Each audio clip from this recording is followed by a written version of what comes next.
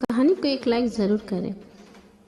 प्राचीन समय की बात है। एक गांव में एक माँ और उसका एक बेटा और एक बेटी रहा करते थे। माँ गरीब थी, वह मजदूरी करके अपने परिवार का पेट भरती थी। धीरे धीरे दिन गुजरते गए और बच्चे बड़े होने लगे। बेटी शादी योग्य हो गई, तब माँ बूढ़ी हो गई।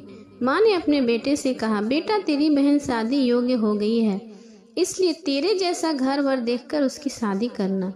ऐसा बोलकर माँ तो कुछ दिनों के बाद मर गई। उसका भाई गांव गांव घूमने लगा, लेकिन बहन के योग्य पति नहीं मिला। वह घूम घूम कर थक गया और एक दिन सोचने लगा, मेरे जैसा तो इस दुनिया में कोई है ही नहीं, इसलिए मैं ही इससे शादी कर लेता हूँ।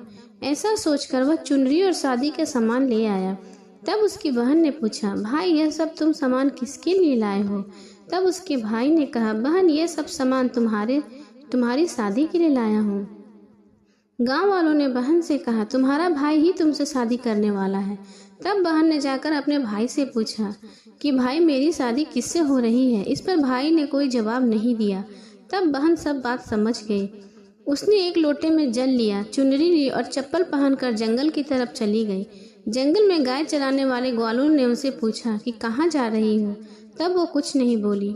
वन में जाकर वह धरती माता को पुकारने लगी, हे धरती माँ, अब तुम ही मेरी लाज रखना, वरना अनर्थ हो जाएगा। वह बोली, मैं क्या करूं? माँ मुझे अपनी गोद में ले लो, नहीं तो अन्याय हो जाएगा। तब धरती फटी तो बहन ने एक तरफ लोटा, एक तरफ चुनरी और चप्पल रख दिया और धरती माता में जाने लगी। तब इतने में भाई दौड़ता हुआ उसके भाई जंगल में आया और उसने ग्वालों से पूछा कि मेरी बहन किधर गई है? ग्वालों ने कहा, तेरी बहन उस तरफ गई है। वह बहन को पुकारता हुआ उस तरफ दौड़ा। तब तक वह देखता है कि उसकी बहन धरती में समा रही है। यह देखकर वह बहन को पुकारता हुआ उस तरफ दौड़ता है। तब तक उसकी बहन धरती में समा चुकी थी, केवल थोड़े से बाल ही दिखाई दे रहे थे। वह बहन के बालों को मुट्ठी में पकड़कर रोने लगा, बहन तू सत्य के लिए धरती माँ की गोद में समा गई, मेरी बुद्धि भ्रष्ट हो गई थी। माँ का वचन निभाने के लिए मेरे जैसा वर न मिलने पर मैंने ऐसा विचार किया। ऐसा बोलकर वह जोर जोर से रोने लगा। पर धरती माँ ने सत्य के लिए बेटी को अपने में समा लिया था। जो बाल बाहर थे वो दूब बन गए। इसलिए औरतें धरती माता की कहानी सुनती हैं और चुनरी, चप्पल, लोटा, बर्तन में हरी मूंग और लड्डू कुंवारी कन्या को देती हैं।